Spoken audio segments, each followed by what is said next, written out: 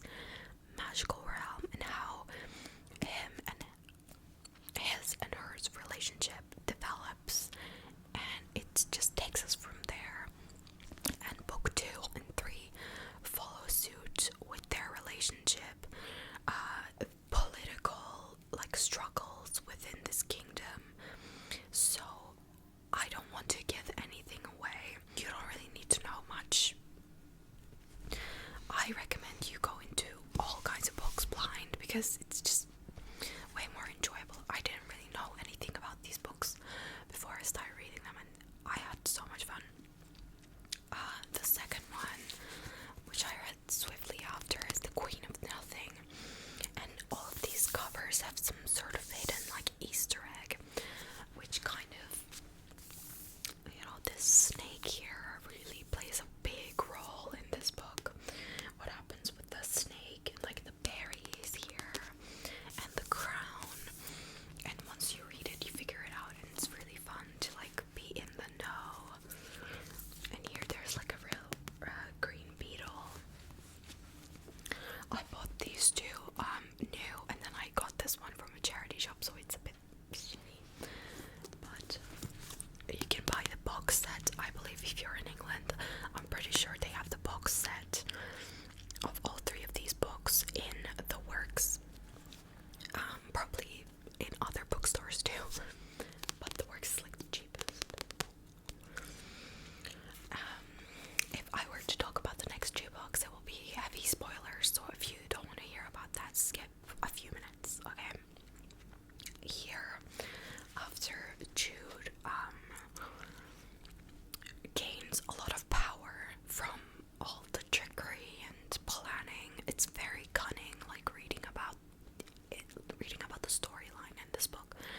Super cunning, like plots, and strategic plans to get power and things like that. So I really, really enjoyed that.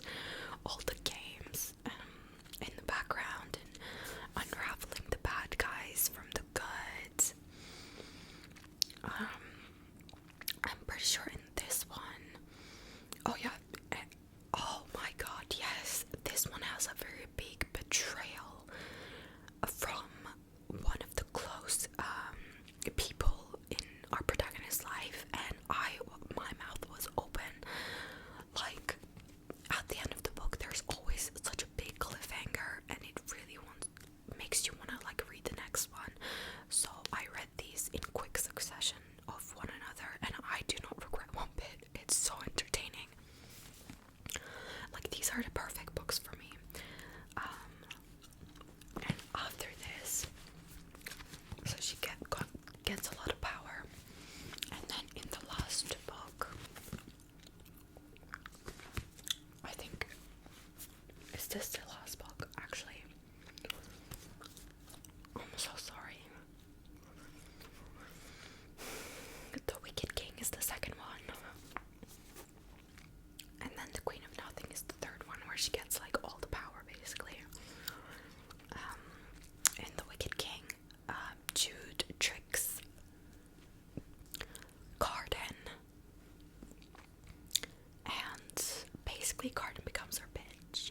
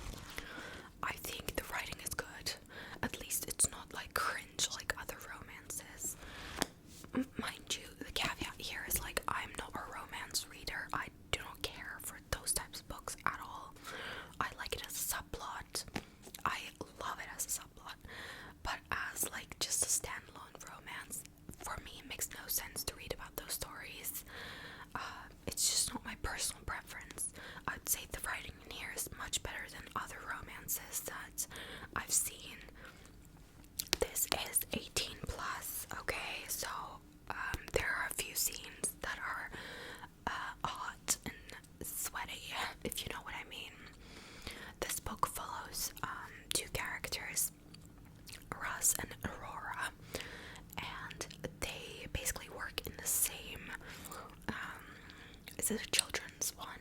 I thought it was a children's camp,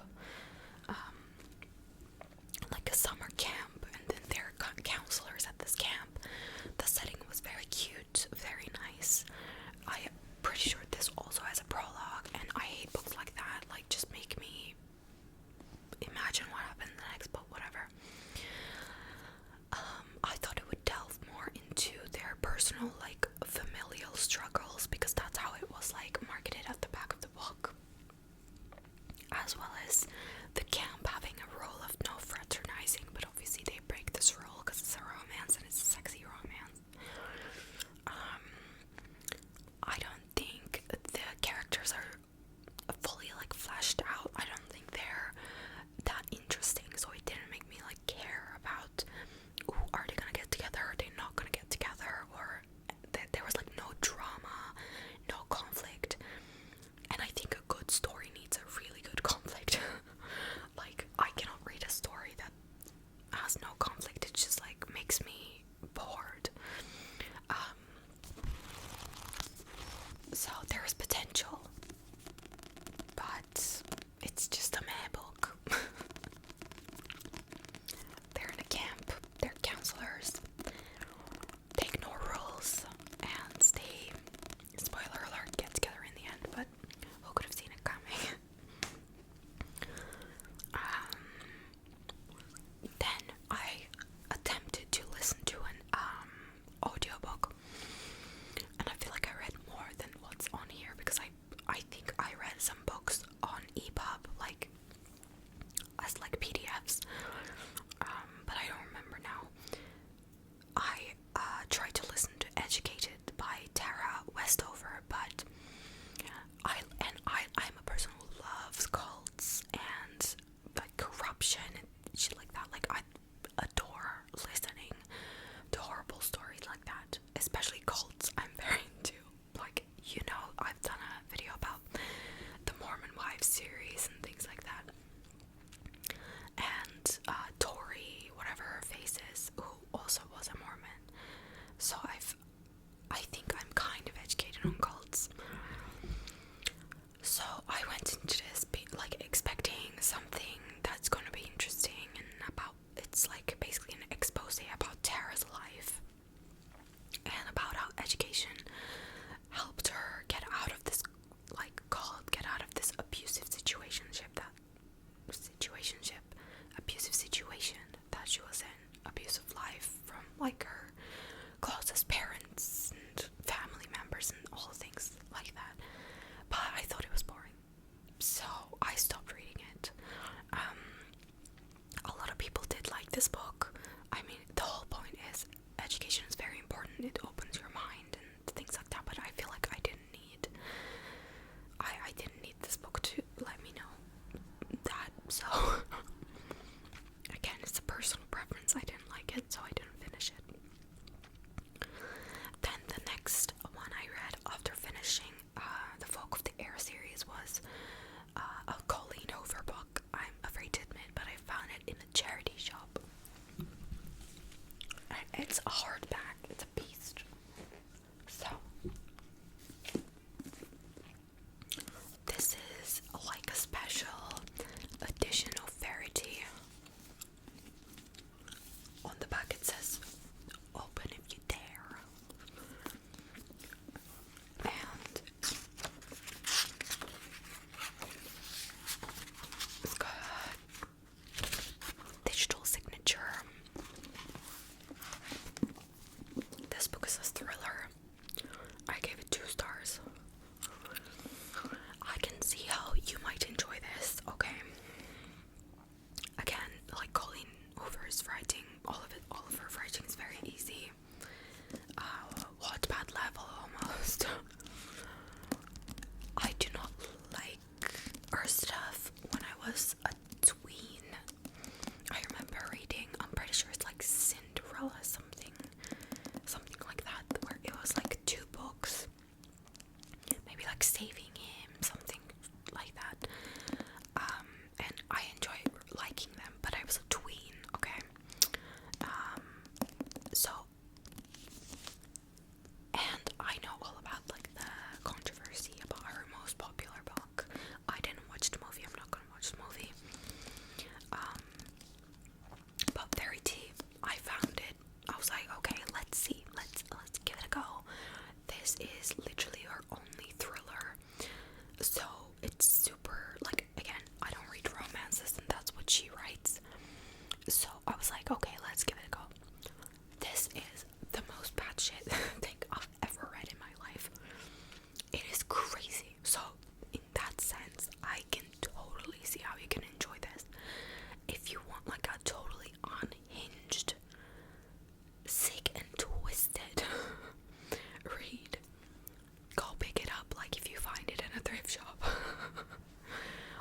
I wouldn't buy new. I don't even know how to explain this. Like, I'm pretty sure I talked about it in one of my what I read recently kind of videos, so I make sure to put those videos in a playlist on my channel. So if you want me to go in depth about this, maybe try one of those videos, because I don't, like, I read this back in the beginning of 2024. But it follows a woman called Verity. I wrote like theories and stuff. And then I'm pretty sure like I don't highlight it, but I put tabs. Oh yeah, I put tabs on the epilogue. It like reveals itself. This is an experience. If you want to experience it, I recommend it, just to see how crazy it is. It's a bit scarring. It opens with like a gruesome scene, and it's a gruesome story. I gave it 2 stars. I don't know. I don't really remember. I'm not very good at. I read this very quickly. I remember like essentially I think like the woman was pretending to be ill or something like that, and then at the end of the book, oh, she's actually not, and she's actually an evil bitch. I mean, who could have seen it coming? And then the epilogue, I think, is the nastiest part. So after that monstrosity, I read this book from Kiley Reid. It's called Such a Fun Age. I was longlisted for the 2020 Booker Prize. It is a story about racism in short. I found the character unlikable, and I realized that I do not enjoy reading about unlikable characters, as what I've discussed as well with Eileen, which I'm trying to finish right now. And I don't think there was a very big takeaway like at the end of the book in terms of like the character personally growing. I don't think there was like a very big growth on her part, and that's what I didn't enjoy. I wish there was more character growth, but the writing is decent. It was a compelling story, so if you want to read about it, I definitely say go ahead. It may be just I didn't enjoy it, but I know that even I got comments on my channel that other people enjoyed it, so it definitely is a personal preference.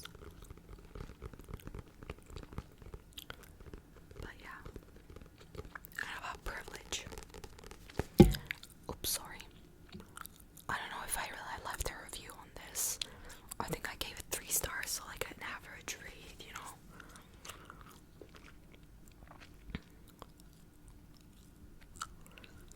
I think the median rating for this is like a 4-star.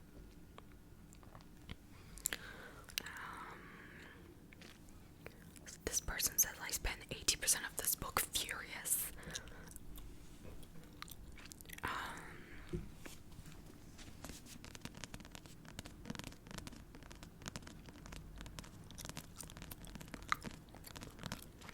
This person says none of the personas were written well.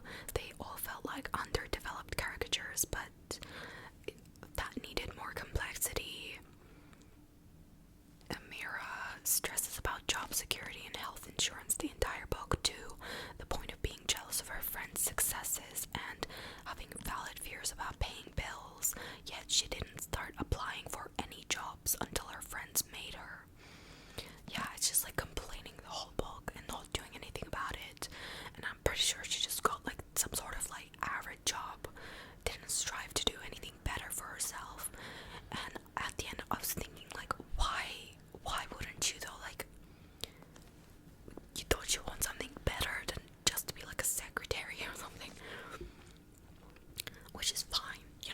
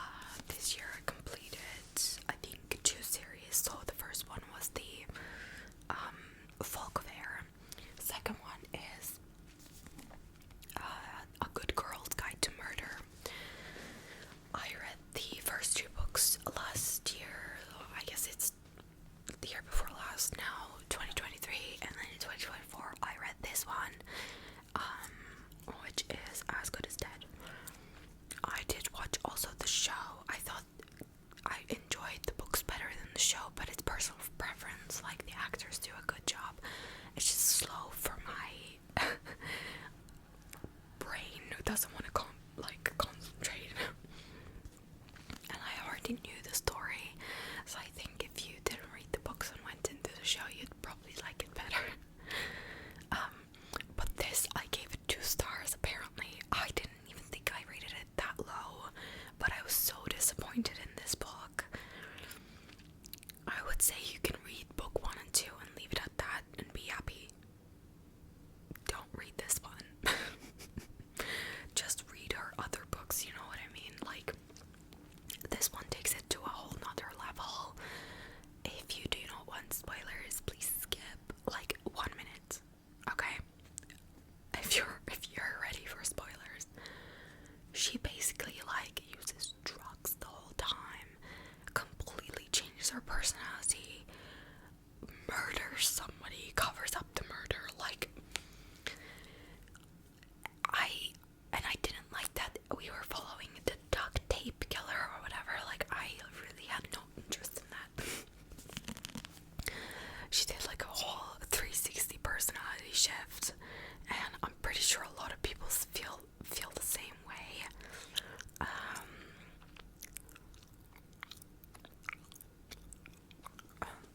Another person says that they hated the evolving of Piper's characterization. I didn't like that dark and bleak turn of the events.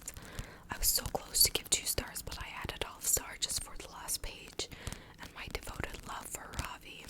Yeah, we all stand Ravi in this book series.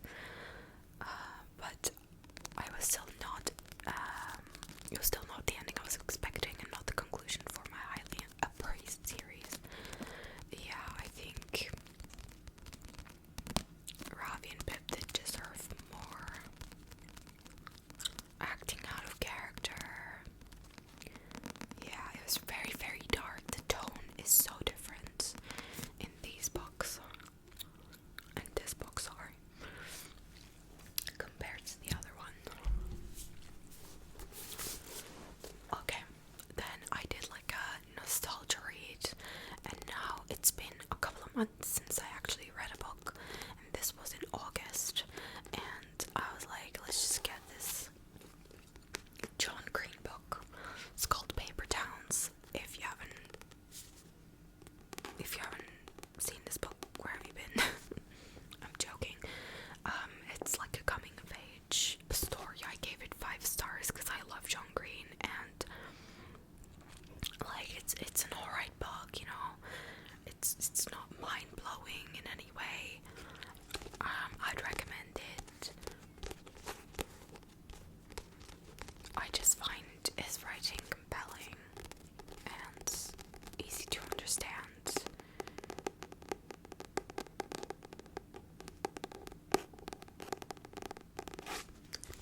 This is about a road trip as well. They're trying to find one of the characters who's like a manic pixie dream girl.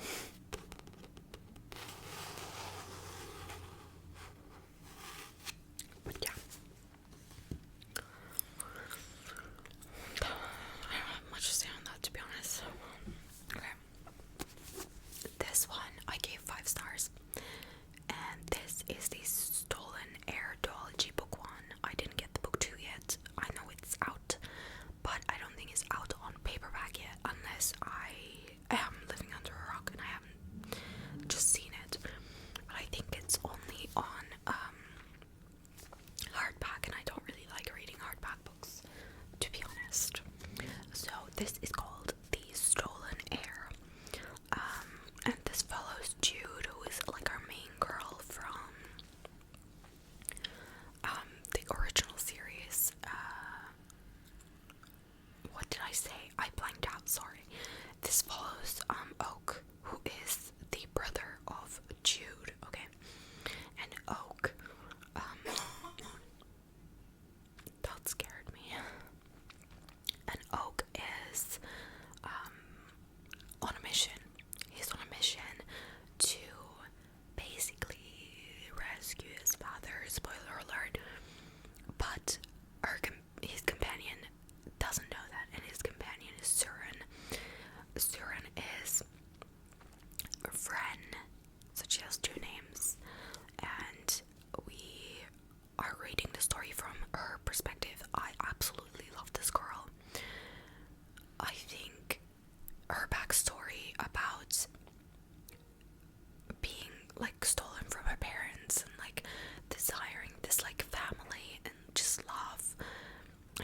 reaction is so heartbreaking. Such a beautiful point of view. I heard the second book is from Oak's point of view, and a lot of people like missed her point of view, but you know, I'm sure that adds something to it. And Oak and Ren's like relationship is also very interesting. It's very confusing because it's like, guys, you know, you kind of like each other, like why are you acting this way? And when you have that feeling, it's like you're gonna enjoy that book. It's a fun adventure book, I would say. You'll definitely love it if you already read the series. But I really, really enjoyed it, like even better than the original. I don't know how it could even happen, but it was a really good adventure. Very good, like, to follow them, and just like the secrets and the playing and things that are happening is just like, it was so good.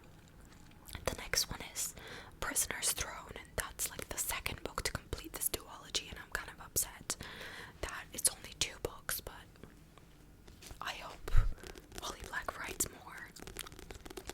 I don't know about what character, but I didn't think like about a side character these book series would have been this good, but it is. And I give 5 stars. Definitely recommend it. Okay. After that, I read 5 Survive by Holly Black. This is essentially a thriller which takes place in a van because a group of friends are stuck in this road. It's very stupid. The whole like logistics of this is very idiotic to me. But they're stuck in a van. Okay, we accept our situation. We move. After they're stuck in a van, there's a killer, I guess, that is threatening them to expose someone's secret in that van, in the RV. And if they tell the secret, then they can like go, and if they don't, then he's gonna like kill them one by one. And obviously, a high stress situation like that, you can see from a mile away that some people are gonna like backstab some other people just to try to get out of there alive. A lot of secrets are uncovered. It's a little bit like boring to follow sometimes, just because it takes place in one setting and over the course of a few hours. So each chapter almost is like another hour past. It was an alright read. I read it very quickly. I gave it a 3 stars, so I'd say look, it's an average book, you know. It didn't blow me away, but I was entertained, and I read it during a holiday, like, so it was a great like beachside kind of read. So I recommend it if you like that kind of like short and snappy thriller book. But yeah, I've heard so many good things about her newest release, which was the reappearance of something, Catherine Price, something like that. And I might read that next from her. But yeah, it was an alright thriller. You know, predictable at times, but it's okay. Next, I read this shit book. Okay, do not pick it up. It's horrible, in my opinion.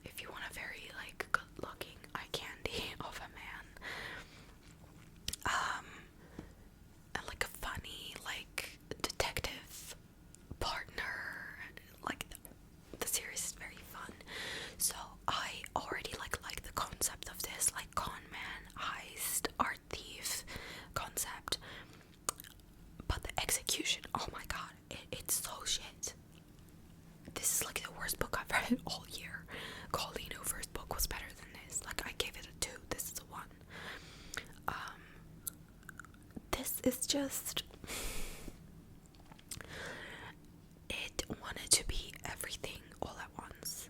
It wanted to have a romance in there. It wanted to have a family drama, like the main character didn't get along with her mom. So we were like wondering, oh, what's gonna happen?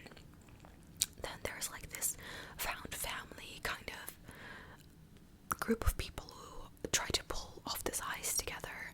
Then there's like the main character who has a magical ability to recreate works of art. However, the magic system is never explained, like, so you're kind of like trying to follow what the fuck is happening, and the plot was so boring. It's just like so convoluted, and I don't know, I did not enjoy it one bit. I'm pretty sure she got together with the guy that she liked in the end, and they stole something. Like, I couldn't care less. I like read more than half of it. Then I was like, why am I wasting my time, like months, on this book when I really hate it, and it's like bad writing. But yeah, I just didn't finish it. So I gave that a 1. Then I read a really good book, which was Daisy Jones and the Six. I'm not gonna lie, this is not my favorite book from Taylor Jenkins Reid. I did give it a 5 because I couldn't think like too detailed. I didn't really care about the rating. I just like her writing, and so I rated a 5. I would say like it's more of a 4 because I feel like there was no point in this book. Like her writing, her stories always have a point, but this one's just like following. I guess this is supposed to be based on Stevie Nicks and why can't I remember the band? You know the band, Stevie Nicks and then the band, and it's inspired by that. I don't know how accurate it is, how closely it draws inspiration from that. I didn't know anything about that. I just went into it like knowing that it's about a band and this girl who's constantly doing drugs and like, I don't know, ruining her relationship with everybody around her. And she likes this man but doesn't get together with this man. This man is also an alcoholic and starts a family with somebody but like cheats on her, and then does he cheat on her? I'm pretty sure. But like she was miserable and doing drugs the whole time, like our main character, Daisy Jones. And like at the end it all magically worked out. I just didn't really like, I read it quite fast because it's like super easy. This is written in a interview format, and the interviewer is revealed at the end of who it is, and you're supposed to be like, oh my god, wow. I kind of had a little oh okay moment, but it didn't like blow me away. So yeah, I just didn't think that it really had a point. Because of that, I'd knock 1 star off of it. But it was still a fun time, okay? It was a summer read. I like her writing, so I gave it a 5. I'd say it's more of a 4 though. Then I did something that you shouldn't do. Like, don't read things that you know are objectively terrible. Okay. My phone ran out of storage. So I gotta start this again. The 3rd time. So I read the Shatter Me series, the first 3 books in the series, and they are called Shatter Me, Unravel Me, and Ignite Me. There's 6 more of these pointless books. I wonder what's in them, because in these 3 books nothing happened. I'm gonna quickly give you a TLDR of like what this book's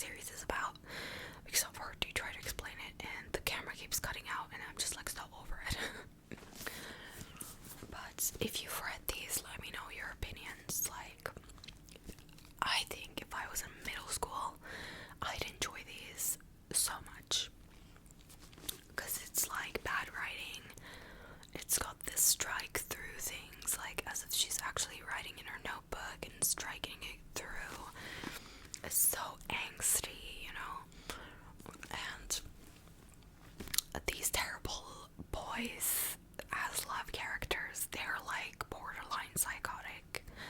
Like at least Warner was. And like terrible world building.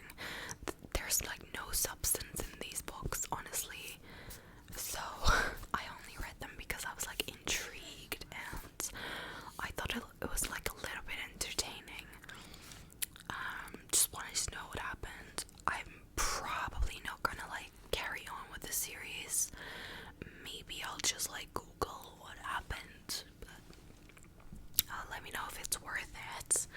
It did seem to like get a little bit better as we moved on, but it's because the story actually progressed. The problem with these books is like nothing happens. If you take like Shatter Me for example, the only thing of significance that happens, which happens throughout the book, like it takes the whole book to end up where we are. The main character escapes the prison that she's in and leaves with a boy called Adam to go to some sort of special place. Okay, that's the only thing of significance that happened. The words that have been written and fill these pages, like it could have been a quarter of the book, this whole plot, because the world is not explained very well. We only know that it's like there's not many animals left and there's not many green areas left because the world is basically turned to shit, and environmental like damage we caused on it has ruined it. But besides that, we don't know anything else. There are people with special powers, is where she goes to at the end. Like she has a special power.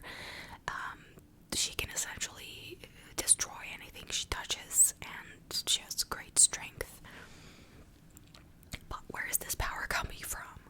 How are all of these people have like a special power? All of the collection of people that are in this like special camp, underground bunker, with like the resistance. How do they have these powers? And there's like this military dictatorship that is in charge. How did they get in charge? Like it's just like, oh yeah, they just took over. How the fuck did they just take over? Like how can you do that? There's no good explanation for any of these things. The main like love interest is so boring. We only know that the girl character and Adam are connected, and she suddenly develops this like undying love for him just because they sat in the same class when they were in primary school like 10 years ago. Like it makes no sense. How do you have all these feelings for this guy? You've known him like a couple of years of your life, and all you've done is like sit next to each other like when you were in primary school. Like what? Like he's so like one-dimensional. It's just I don't know, it has no character of its own. And then the Warner character was like the son of the dictator that's in charge. He is like a total psycho. He can like imprisons her, takes her out of the prison to like study her, supposedly, because at book 3 we learned that he has a mom who's also got this power, but nobody can touch.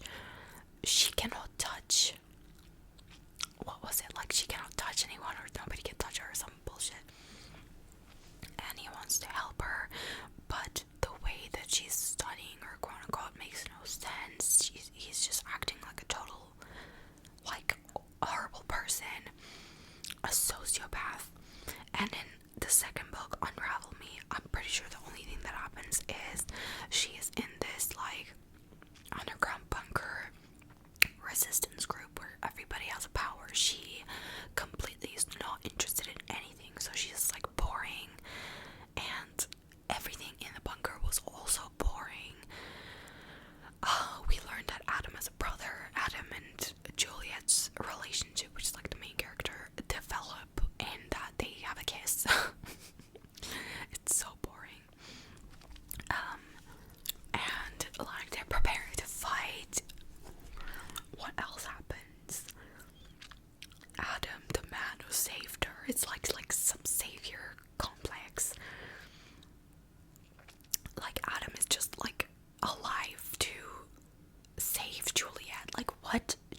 can like kill anybody she wants to by just touching them.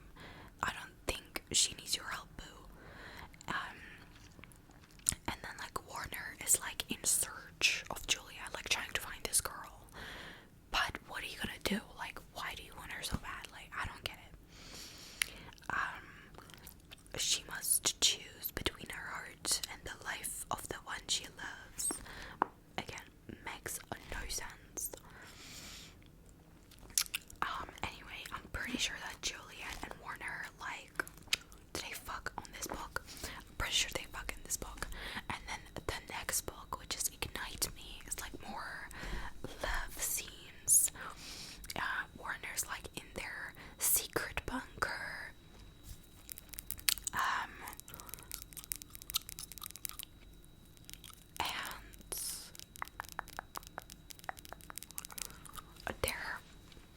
I think the book 3 is like the book that I enjoyed the most. I read it on my phone, and it was more about making Warner likable to the reader and making Adam unlikable. Adam just like acts out of character, becomes a horrible person, just like talks shit about Juliet to her face. We learned some things about Warner that are like crumbs to keep the story going. Like, all of these books could have been in one book. I just like wanted to read it just because it was like easy and quick entertainment. Like, I read it like so quickly on my way to and from work and just on a plane. Like, it was just, I don't think I'm gonna complete the series just because like nothing of substance is happening. At the end, Juliet is like in charge of everything because they take down the dictator power. I don't know how this girl can lead anybody. I don't know how the hell she can lead anyone. She cannot make any decision for her life. Like, the whole time she's like, oh, Adam, but Warner, like, make a choice. You know, we don't care anymore. And I'm pretty sure the last book I read was the second and the last book in the Divine Rivals. What is it called? Like what's the duology's name? What's the name of the duology? Letters of Enchantment. The duology is called Letters of Enchantment. The first book is Divine Arrivals, which I gave 5 stars. Great time. I mean, it's very sad. It's a very sad book, but it's still a great time. And then this is Ruthless Vows, and this is also a great time. I would say it took me like months to read this because I read it, I kind of got bored and left it like in the middle, and then I came back and read the rest of the book in 2 days. So it's very easy to read, in a sense that it like flows very well. But there's like less action in this one, at least in the first half of the book. It's very, very like quiet and mundane.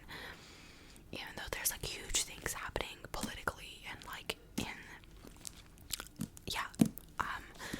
it's about war. Like, these 2 books are about war and belief, like religious belief. I don't know how I feel about that because I'm not religious and I don't believe in God.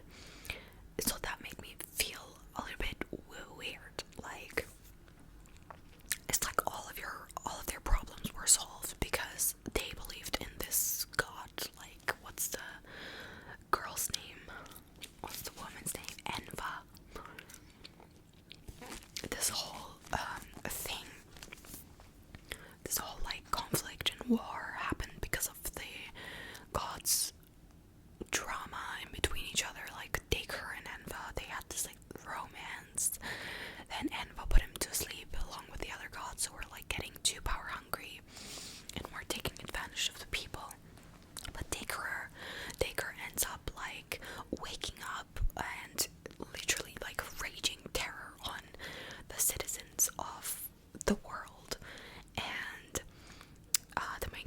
brother goes to the front to fight. First, I think he goes to fight for the good god, which is Enva, like the lady god, and Taker is like the man, I'm pretty sure. But I think Taker like takes him, and we learn that Taker does this thing where he like brutally injures the soldiers and heals them, and they are like basically obedient to him after that, because if they are not, they die, and their wounds don't heal, because like he can hurt them again, heal them again, hurt them again, and heal them again. It's very twisted. And the first book follows, this is a complete spoilers, by the way. After this wasn't really spoiled. Yeah, everything is a spoiler, okay? Because I never hear anybody actually explaining what happens in these books, and they just say that they didn't like the second one. And I'm going to defend these books, okay? Because they are really good. In the first one, Iris, who is the main character, her brother goes to the war, like I said, Forest, and also she works in a newspaper, and she's a writer. She wants to be like a columnist, so she is trying to get the job over another person in the same newspaper that she works at. There's like magical typewriters, because there's like a whole magic thing that is not very fully fleshed. In my opinion, that's very lacking. I would have liked more magic, to be honest. Besides the, like, I guess if you go to a shop and if you want something, like if you want the flower is just gonna like float down and you can like pick it up, and but besides like tiny things like that, or like coffee always being like hot in like a coffee shop where like magic ley lines are at, it's not very fully developed. But we know that the gods exist that have magical powers, and the whole city is magic as well, like some parts of the city.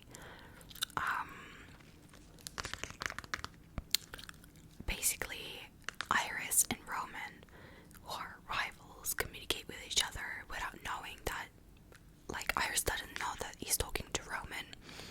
Roman keeps writing letters to her. One thing leads to another, they fall in love. This is a terrible explanation, so I think if you still read the first book, you'll enjoy it far more than my explanation. It's so heartwarming. The first book is just like about their connection, and she goes, when she learns that Roman is enlisted and has gone to battle, she also follows him there because she wants to report on the war and to be on the good side of history, to amplify Enva, the good god's voice. She goes there, and it is very brutal, very gruesome, very sad and heartbreaking, because it's a freaking war scene, you know? At the end, there's a amazing, like, cliffhanger. It's beautifully written, and you want to know, like, what happens next. But because the first book is very, very much about starting that connection and just focuses all on their romance,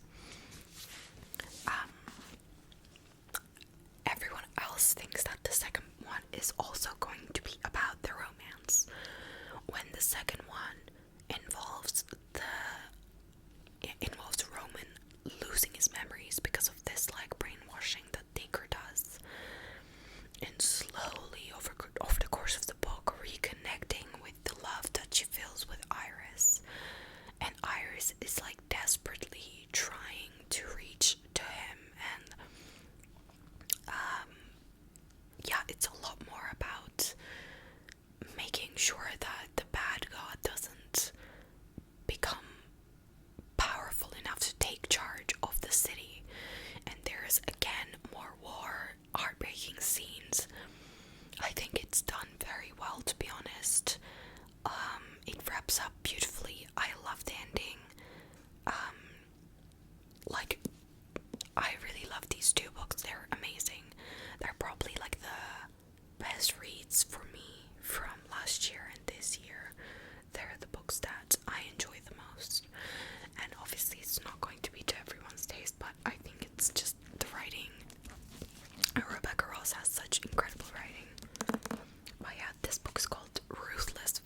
romance, if I didn't mention it. I think it's amazing. It's way more than romance. Maybe it's gone. I enjoyed it more because it wasn't like fully about the romance. And if you love a romance, it's just not gonna satisfy you, this second book, because it's more about the war and the political side and the conflict that's happening and how internally they're trying to win it. And it's great.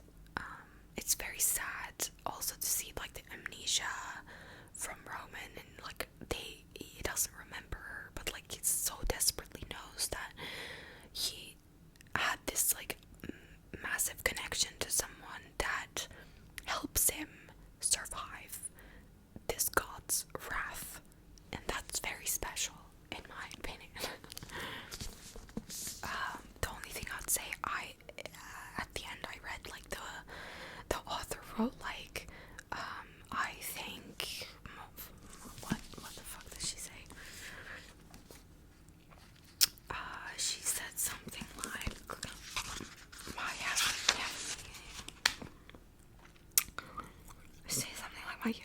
first, my heavenly Father, you remain the portion and strength of my heart, which is fine, okay, but then I realized like this is very much inspired by her faith.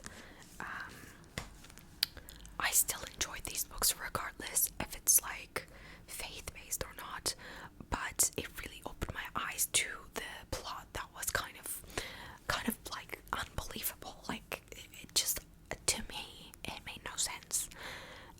Because Enwood just appears out of nowhere at the end of the book and just like saves the day, but the whole time she is nowhere to be seen. Like the whole 2 books, like she's nowhere to be seen, and it's not helpful at all.